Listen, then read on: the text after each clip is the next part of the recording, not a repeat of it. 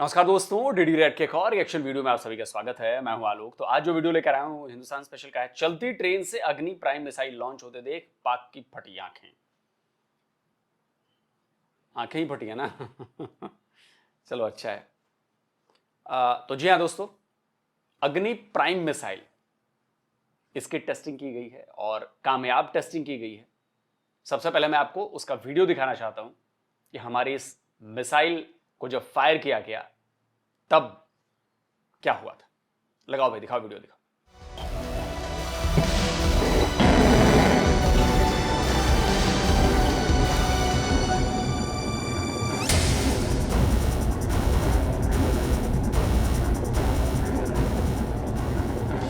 Video देख लिया आपने।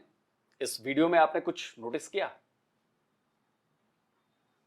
आपको अक्सर जो लैंड बेस्ड मिसाइल होती हैं, जब उनको फायर किया जाता है तो आपने देखा होगा कैनिस्टर से की जाती हैं, जमीन पर एक ग्राउंड पर एक प्लेटफॉर्म सा बना होता है, उससे हुआ है।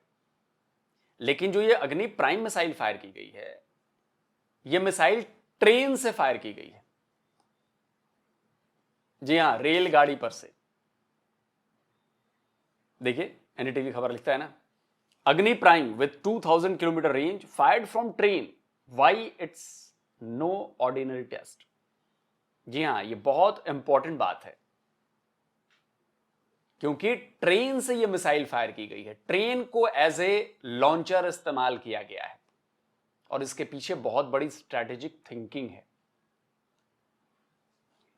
कि अगर आप मान लीजिए आप ट्रक पर लेकर जा रहे हैं इस मिसाइल को, जो कैनिस्टर वाली होती है, जो ट्रक माउंटेड जो टेट्रा पे जाती हैं, अगर रास्ता टूट गया, रास्ते में कोई दिक्कत आ गई, तो क्या करेंगे आप? क्योंकि ये इस मिसाइल को आप एयरलिफ्ट करके नहीं ले जा सकते।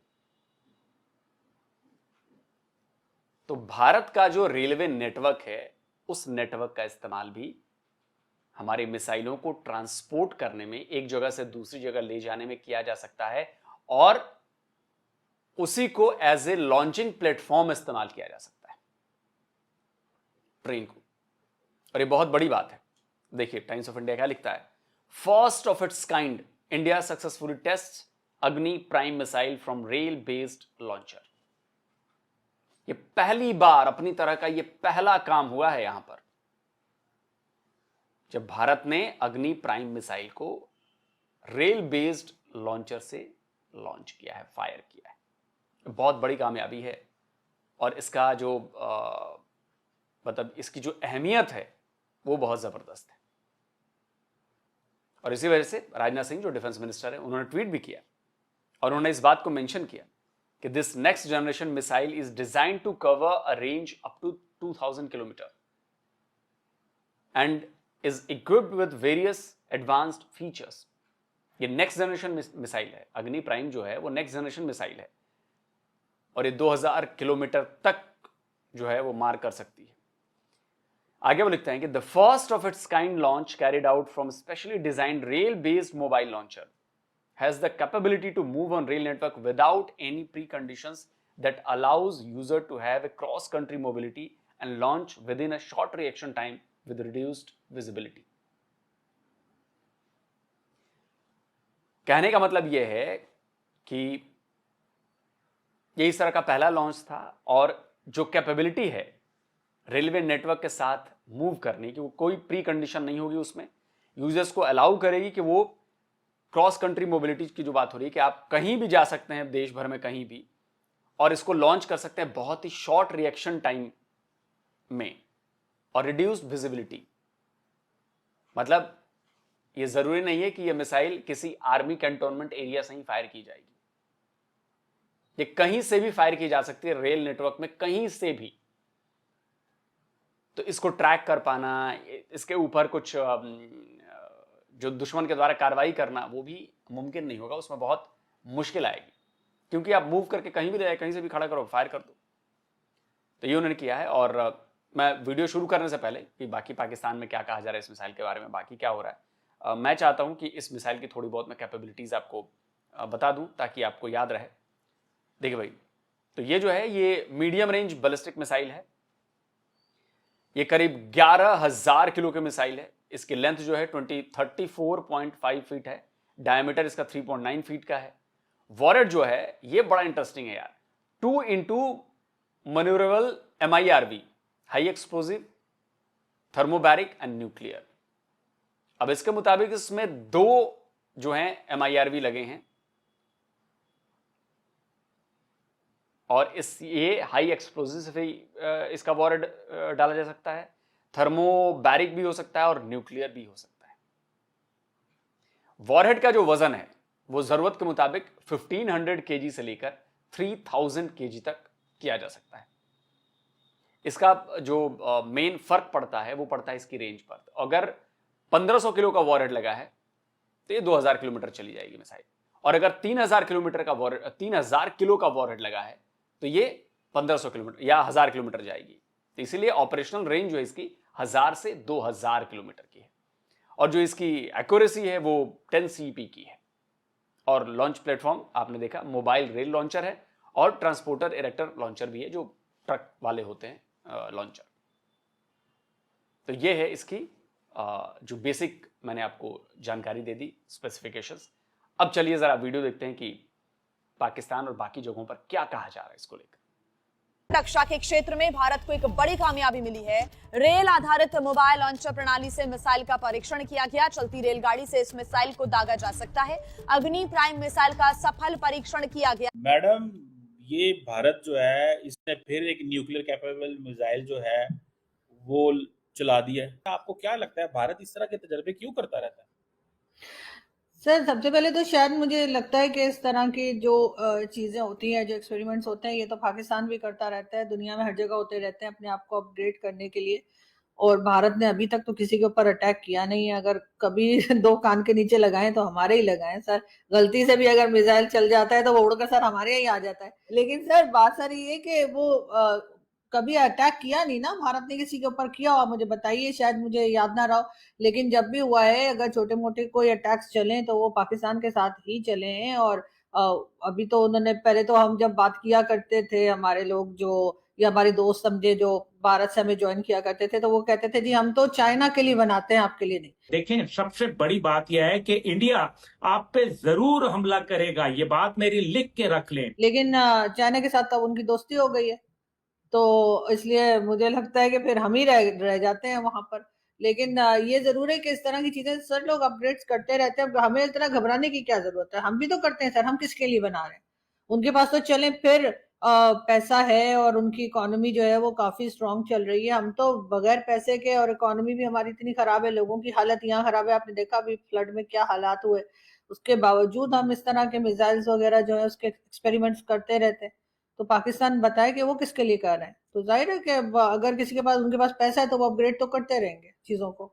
ये कोई वेपन ऑफ चॉइस नहीं है जंग में इस्तेमाल करने के लिए। अच्छा क्योंकि इसकी जो तबाही है वो इतनी ज्यादा है। मैडम, बात पैसे की नहीं है। देखिए, बात यह है कि पाकिस्तान अगर 3700 किलोमीटर 2700 किलोमीटर का भी मिसाइल बनाए तो अमेरिका कहता है ये हमारे पास पहुंचाने के लिए कर रहे हैं। हालांकि 2700 किलोमीटर तो नहीं है यहाँ से अमेरिका। इंडिया इतने इंटरकॉन्टिनेंटल बड़े बड़े मिसाइल, तो फिर जो छोटे ममालिक होते हैं हम जैसे, हमें वो जो है वो फोर्स करते हैं कि हम भी डिफेंस पे पैसा लगाएं।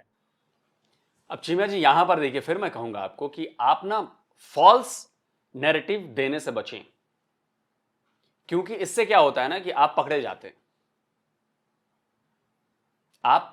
हैं। आपने अभी जिक्र किया कि 2700 किलोमीटर की रेंज वाली मिसाइल हम बनाते हैं तो अमेरिका हम पर सैंक्शन लगा देता है और कहता है कि जी ये तो हमारे तक मारने की कोशिश होगी इनकी। और जी नहीं, बिल्कुल ऐसा नहीं। 2700 किलोमीटर तक मार करने वाले की मिसाइल आज या कल में नहीं बनी है, वो बहुत पहले बन चुकी है। और उस मिसाइल को बनाया ही गया था इंडिया को ध्यान में रखकर कि इंडिया के हर कोने तक हम पहुंच पाएं। अगर आपकी याददाश्त कमजोर है तो मैं आपको सही बता देता हूं। आप जाकर पढ़ें कि आपकी मिसाइल कब बनी थी, आप जाकर देखें कि उस मिसाइल के बाद क्या हुआ था। अमेरिका ने उस पर सैंक्शन तो नहीं लगाए। अमेरिका ने आपकी कंपनीज, चाइनीज कंपनीज पर सैंक्शन कब लगाए पता है? जब पाकिस्तान ICBM बनाने की कोशिश कर रहा है, जब पाकिस्तान इंटरकॉन्टिनेंटल बैलिस्टिक मिसाइल बनाने की कोशिश कर रहा है, तब सैंक्शंस लगती हैं पाकिस्तानी कंपनीज पर। जो चाइनीज कंपनी की मदद से डुअल यूज वाले जो इक्विपमेंट्स हैं उनका इस्तेमाल हो रहा है, वो पकड़े जाते हैं। तो आप मुझे बताएं कि पाकिस्तान को आईसीबीएम बनाने की जरूरत क्या है? भारत के पास वजह है आईसीबीएम बनाने की, क्योंकि अगर भारत को देखा जाए तो जो दुश्मन है चाइना, अगर चाइना से लड़ाई होती है तो उसकी डेटरेंस के लिए हमें उसके एंड पॉइंट तक मार करने वाली मिसाइल चाहिए, जो कि आईसीबीएम से ही पॉसिबल है, इंटरकॉन्टिनेंटल बैलिस्टिक मिसाइल से ही पॉसिबल है। इसलिए हमें आईसीबीएम की जरूरत है। आपकी दुश्मनी सिर्फ भारत से है, इजराइल से भी कोई डायरेक्ट दुश्मनी नहीं है। इजराइल से भी मान लें तो आपको आईसीबीएम की जरूरत नहीं पड़ेगी, मीडियम रेंज बैलिस्टिक मिसाइल भी काम कर जाएगी आपकी, जो ये 3000 किलोमीटर 3500 किलोमीटर की दूरी वाली होंगी। तो हमें तो चाइना को डिटरेंस करने के लिए आईसीबीएम की जरूरत है। लेकिन आप जो ये चुपके से कह के निकल लिए, मतलब हल्के से, कि नहीं हम तो 2700 किलोमीटर की रेंज वाली मिसाइल भी बनाते हैं, तो अमेरिका नहीं, उस पर कभी अमेरिका ने सैंक्शन नहीं लगाया। सैंक्शन आपकी कंपनीज पर तब लगे हैं जब आप आईसीबीएम बनाने की कोशिश कर रहे थे।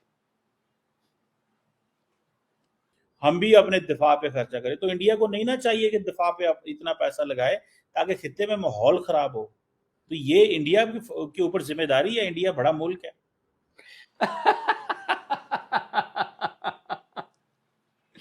ये पता है, अरे यार इतना लो कैसे गिर सकते हैं आप शीमा जी? लॉजिक देने में इतना लो, आईक्यू लेवल पर शक हो रहा है मुझे आपके। मतलब कल को कोई उठ के मुंबई से ये कहे कि नहीं, ये मुकेश अंबानी को इतना बड़ा घर, इतना महंगा घर नहीं बनाना चाहिए भाई, बगल में गरीब लोग रहते हैं, ये तो माहौल खराब होगा ना जी। क्या लॉजिक है इसका? इसका लॉजिक क्या है? हमें आपसे बड़ी जो बॉर्डर लाइन है ना वो डिफेंड करनी है। हमें आपसे बहुत बड़ा, 6 गुना बड़ा एरिया डिफेंड करना है। जाहिर सी बात है कि हमें अपने डिफेंस पर ज्यादा पैसे खर्च करने पड़ेंगे। हमें अपने डिफेंस को अपडेट रखना पड़ेगा, अपग्रेड करना पड़ेगा, मॉडर्नाइज करना पड़ेगा।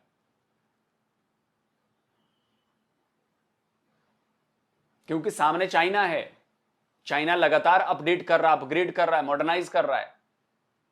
पाकिस्तान की कोई गिनती नहीं है। और आप ये कह रहे हैं कि भारत को नहीं करना चाहिए। अरे आपके हिसाब से चलेंगी चीजें। मतलब मैं यहां पे बैठ के कहूं नहीं, देखिए चाइना को ना इतना पैसा अपने डिफेंस पे, अपने वेपन्स पे खर्च नहीं करना चाहिए, देखिए मतलब इससे माहौल खराब होता है ना, देखिए, तो लोग मुझे बेवकूफ कहेंगे चीमा जी, बोलेंगे कि क्या बेवकूफी वाले बातें कर रही है। ये कौन सा लॉजिक दे रहा है कि चाइना को अपग्रेड नहीं करना चाहिए, या चाइना को मिसाइलें नहीं बनानी चाहिए, या चाइना को टेस्ट नहीं करने चाहिए? दोस्तों सर, अगर इतना कोई खतरनाक चीज हो रही होती या इतना कोई परेशानी हो रही होती तो आपके ख्याल से अमेरिका ने बात ना की होती, अमेरिका ना बोला होता? ये भारत में कुछ भी हो रहा हो, चाहे मिसाइल्स बन रहे हो या कुछ, और हर चीज को हम अपने ऊपर क्यों ले जाते हैं? अमेरिका हर एक को रोकता है, हर एक को कभी किसी चीज की परमिशन देता है, कभी सैंक्शंस लगाता है। अगर ऐसा होता तो भारत को रोकता वो कि भाई ये तो हमारे ऊपर अटैक ना कर दें। हर चीज का ठेका हमने ही क्यों उठा के रखा है? हिंदुस्तान खर्चता है 80 बिलियन, 10 गुना ज्यादा। वो हमारे से 10 गुना ज्यादा वैसे है पॉपुलेशन में, साइज में, और क्या कहते हैं, वेल्थ में। और हम जो मिसाइल बना रहे हैं सर, उसका क्या, वो हम किस लिए बनाते जा रहे हैं? हमारे यहाँ भी तो हर कुछ दिन के बाद एक्सपेरिमेंट्स हो रहे होते हैं। कभी न्यूज आती है, कभी न्यूज नहीं आती है, कभी देर में आती है। रुके तो हम भी नहीं है। जहां तक मैंने सुना है, जो न्यूक्लियर वेपन्स हमने बना रखे हैं वो शायद हमने 2-4 भारत से भी ज्यादा बना लिए हैं। ऐसा कई एक्सपर्ट्स जो हैं वो बताते हैं। तो किस लिए बनाए सर हमने? वही पैसा अगर हम अपने यहाँ लोगों की किसी बेहतर काम में लगा देते तो क्या अच्छा नहीं था? मैडम, बात तो ये है कि हम तो कोई 5000 किलोमीटर वाला मिसाइल तो नहीं बनाते, हम तो अपने दफा के लिए बनाते। तो दिफा का हक तो मौजूद है ना। इंडिया तो 4000, 5000, 6000, 7000, 8000। तो देखें, एक होती है रेंज, भाई ठीक है जी इतना मैंने कर लिया। अब 8000 किलोमीटर एक चीज है। हमने तो कभी 2700 किलोमीटर से ज्यादा वाला मिसाइल बनाया नहीं है, और वो हमने जो बनाने थे बना लिए, अब कुछ ज्यादा तो हमने तो कभी वो टेस्ट नहीं किया। तो हम तो ये कह रहे हैं कि 8,000 किलोमीटर की इंडिया को क्या जरूरत है। मिसाइल का उससे अरे तो आपको क्यों चिंता हो रही है? आपके लिए तो 1000 किलोमीटर वाली मिसाइल भी बहुत है, 500 किलोमीटर रेंज वाली मिसाइल भी आपके लिए बहुत है, तो आपकी क्यों फटी पड़ी है? हम 8,000 बनाए, हम 18,000 बनाए, आपकी क्यों फटी पड़ी है ये बताइए।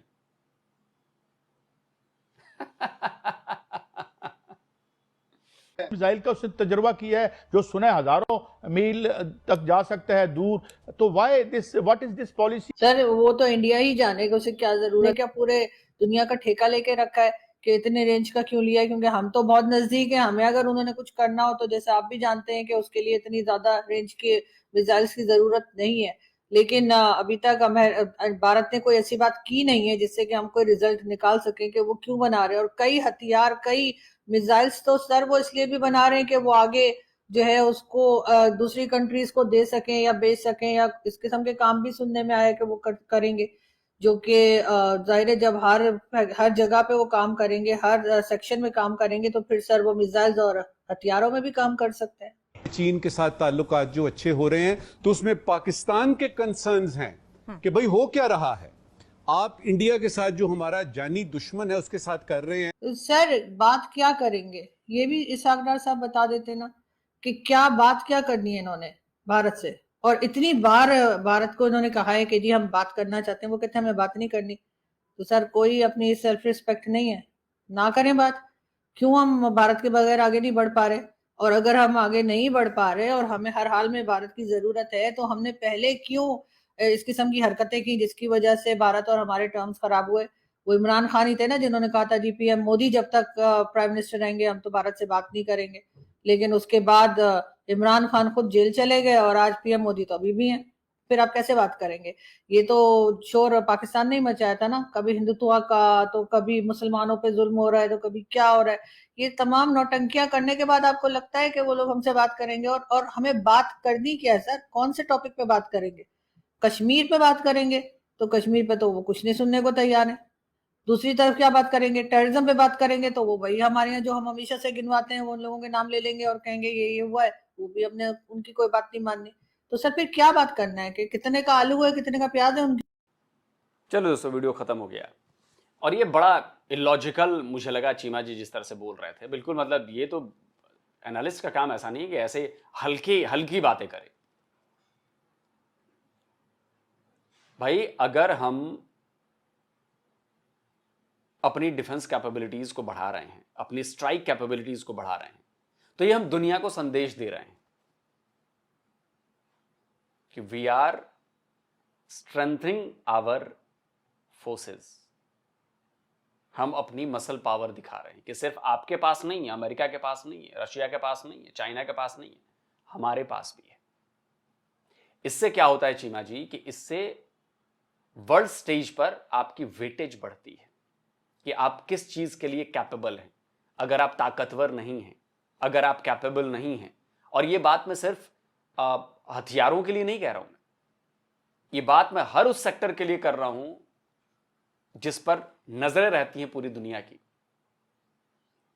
कि आप डिफेंस मैन्युफैक्चरिंग में क्या कर रहे हैं, आप नॉर्मल मैन्युफैक्चरिंग में क्या कर रहे हैं, आप एजुकेशन में क्या कर रहे हैं, आप साइंस एंड टेक्नोलॉजी में क्या कर रहे हैं, आप इनोवेशन में कहां पर स्टैंड करते हैं।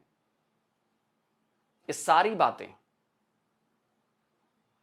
तो वहां पे जब आप कैपेबल होंगे, आत्मनिर्भर होंगे, तो फिर दुनिया में आपकी बात सुनी जाएगी। वरना हम पाकिस्तान की तरफ भिखारी नहीं है कि जो धुतकार दिए जाते हैं हर तरफ जाके, या फिर वहीं पर स्वागत होता है जिसको पता है कि भाई पाकिस्तान से ही मैं फायदा उठा सकता हूं। इस पॉइंट को समझिए। और ये बड़ा बचकाना, आपने बचकाना बात कही कि ये क्या जरूरत है इसको 8,000 किलोमीटर की।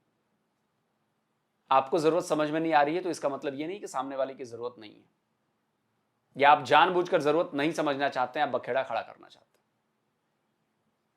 हमें आईसीबीएम्स की जरूरत है दुनिया को बताने के लिए कि भारत कितना पावरफुल है, भारत कहां स्टैंड करता है, और हु द हेल पाकिस्तानीज, उन्हें क्या मतलब है सवाल उठाने से। इलाके के चौधरी के ऊपर सवाल नहीं उठाया करते चीमा जी, चुपचाप सुन लिया करते, क्योंकि जब सवाल उठाएंगे ना तो ऑपरेशन सिंदूर की तरह चपेट भी पड़ेगी, ज्यादा चू चपड़ कर किया तो। आप लोग अभी भी उस 1947-48 वाले दौर में हैं जिसमें आपको लगता है कि अरे हम तो भारत के बराबर, हम तो भारत से आगे हैं। Pakistan is doomed. अगर आपको लगता है कि पाकिस्तान बहुत शाइन कर जाएगा, इट विल नॉट। दिख नहीं रहा इंडस्ट्रीज क्या कर रही हैं आपके यहां? आपके यहां नई इंडस्ट्रीज आ रही हैं, आपके यहां पुरानी इंडस्ट्रीज छोड़ के भाग रही हैं। आपको इससे बात समझ में नहीं आती। आपको समझ में नहीं आता कि आपके यहां नए सेक्टर्स आ रहे हैं या छोड़ के जा रहे हैं, बंद करके सब समेट के भाग रहे हैं। आपको समझ नहीं आता। आपको समझ में नहीं आता कि ब्रेन ड्रेन आपके यहां से कितना जबरदस्त तरीके से हो रहा है, और जो बचे हुए हैं वो सब कजन मैरिज की पैदाइश होकर सब आईक्यू लेवल सबका डाउन हो चुका है। आपको नजर नहीं आता।